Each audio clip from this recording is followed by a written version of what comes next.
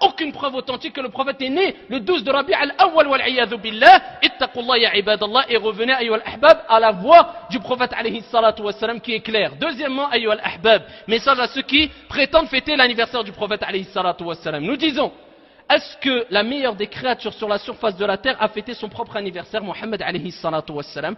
Aucune preuve, bi ijma'il ulama, à l'unanimité des savants, aucune preuve est apporté, même faible, même daïf, que le prophète a fêté son propre anniversaire. Certains vont dire, oui, mais c'était son anniversaire, donc peut-être qu'il n'a pas voulu. Khalas, on passe aux compagnons. Abu Bakr, la meilleure des créatures à l'unanimité des savants sur la surface de la terre, après les envoyés et les prophètes, et après bien sûr Mohammed alayhi salatu wassalam, c'est Abu Bakr. Abu Bakr, pendant son règne, alors qu'il avait le khilafa, est-ce qu'il a fêté une fois l'anniversaire du prophète? Jamais, à l'unanimité des savants. Ensuite Omar, Amir al-Mu'minin, est venu. Est-ce qu'il l'a fait? Il l'a jamais fait. Uthman, il l'a jamais fait. Ali, il l'a jamais fait. Hassan, pendant 6 mois, il l'a jamais fait. Muawiyah, qui est venu après, qui a pris le khilafa, jamais fait.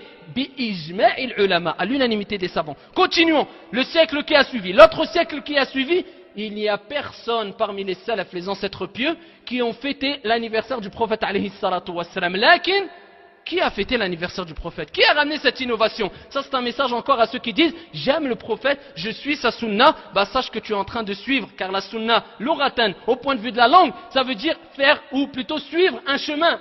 Suivre un chemin, tu as suivi le chemin de qui? Des chiites, qui se sont attribués cette appellation, les Fatimides, wal-'iyadhu billah, ces chiites qui parmi eux insultent la mère des croyants, Aïcha radiyallahu anha wa ardaha at-tahira, la mère du prophète alayhi salatu wassalam. Toi qui prétends aimer le prophète, tu suis leur voie. Pourquoi? La majorité des savants ont rapporté que cette innovation est parvenue à l'an 6 ou 7 de l'Hégire ayyuhal ahbab, et qui a été instaurée ayyuhal ahibba, par qui? Par un chiite. C'était par des chiites qui se faisaient appeler les Fatimides. Et ensuite, qui a repris cette innovation? Certains soufis. Et qu'est-ce qu'ils faisaient pendant cette journée-là? Pendant la naissance du prophète alayhi salatu wassalam. Et regardez, ayyuhal ahbab, dans Tarir, dans ici l'histoire, et regardez avec précision qu'est-ce qu'ils faisaient? Du gaspillage. Du gaspillage sur gaspillage. Ils ramenaient des chanteuses et des chanteurs, des groupes de musique. Et les soufis ont repris cette innovation jusqu'au jour d'aujourd'hui. Ceux qui prétendent aimer le prophète alayhi salatu wassalam dansent dans des mosquées, parmi eux les soufis wal-'iyadhu billah. Au nom de quoi? L'amour du prophète alayhi salatu wassalam. Quel amour, ayyuhal ahbab! Quel amour! Quelle preuve vous avez pour dire que le prophète l'a fait? Et quelle preuve vous avez pour dire que ce n'est pas les chiites qui ont innové cette chose-là? Personne ne vous dira le contraire. Certains vont dire, oui, mais on a entendu un savant. Ya akhi al-habib, même si tu me dis 10 savants, moi je te dis Allah a dit, le prophète alayhi salatu wassalam a dit. Allah t'a donné une raison. La majorité, ayyuhal ahbab, ils ont tous condamné cette fête qui fait partie des innovations. Toi tu me dis oui, mais j'ai entendu. Ya akhi al-habib, le prophète alayhi salatu wassalam, il dit dans Sahih, ici, délaisse ce qui cause en toi ou provoque en toi le doute pour ce qui ne provoque en toi aucun doute. Troisième des choses, et continue ayyuhal ahbab. Combien de fois, ayyuhal ahbab, ou plutôt Ibn Kathir, rahimahullah ta'ala, il a rappelé aussi que c'était une innovation. Ibn Kathir, le grand exégète du Coran, ayyuhal ahbab, il rappelle dans plusieurs paroles que c'est une innovation.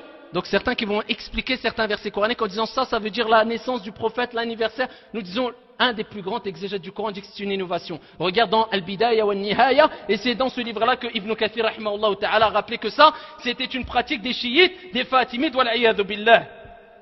Cinquièmement, ça les a poussés à interpréter non seulement des versets coraniques, ayyuhal ahbab, mais ça les a poussés à oublier le vrai amour. C'est quoi le vrai amour? Le fait d'aimer vraiment le prophète alayhi salatu wassalam, ayyuhal ahbab, c'est de fêter l'anniversaire du prophète alayhi salatu wassalam. Khalas. Les gens vont dire on comprend plus rien. Écoute bien. Le prophète, est-ce qu'il a fêté son anniversaire? Pas comme eux ils l'entendent et comme eux ils l'ont compris. Est-ce que le prophète alayhi salam, il a fait quelque chose de particulier pendant cette journée-là? Naam. Mais qu'est-ce qu'il a fait alors? Éclaircissons la chose. Le prophète alayhi salatu wassalam, dans un hadith authentique, a été interrogé et il lui a été demandé pourquoi ya Rasulallah tu jeûnes ce jour-là? C'était un lundi.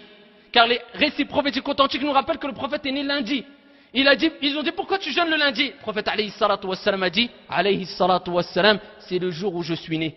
Et qu'est-ce qu'il faisait? Il jeûnait le lundi. Donc toi qui prétends aimer le prophète alayhi salatu wassalam, mais tu veux fêter sa naissance, fête sa naissance avec le jeûne. Mais pas une fois dans l'année, pas une fois dans le mois, pas une fois tous les 6 ans, mais toutes les semaines. Voilà comment le prophète alayhi salatu wassalam a fait ou a réagi lors de ce jour-là, le lundi qui est le jour de sa naissance. Tous les lundis, le prophète il jeûnait. Amma cela, jamais il jeûne le lundi, mais par contre une fois dans l'année, ils disent on veut se rapprocher d'Allah Azza wa Jal à travers la biographie du prophète. Ya Akhil Habib, tu penses au prophète qu'une fois dans l'année? Tu penses au prophète qu'une fois dans l'année? C'est comme ceux qui disent la fête des mères, ou bien la fête des pères. Et beaucoup nous posent la question, est-ce que c'est autorisé la fête des mères? Est-ce que c'est autorisé la fête des pères? Nous répondons avant tout comme nous avons dit, ici le prophète a dit on a 2 fêtes, on n'en a pas plus, ou 3 par rapport au jour du vendredi. Et certains vont dire donc ça veut dire vous fêtez pas la fête des mères, vous êtes dur envers vos parents. Excusez-nous avec tout le respect qu'on doit aux non-musulmans et envers les musulmans qui se sont égarés malheureusement. Nous, quand nos parents ont 90 ans ou 100 ans, s'il faut les faire vivre chez nous et leur donner la meilleure des pièces au sein de notre demeure, on le fera et on ne les mettra pas en maison de retraite. Nous, avec tout le respect qu'on doit aux musulmans qui sont égarés et aux non-musulmans, nous, la fête pour nos mères et nos pères, c'est tous les jours. La fête pour nos mères et nos pères, c'est tous les jours. Et on ne pense pas à notre mère avec un bouquet de fleurs.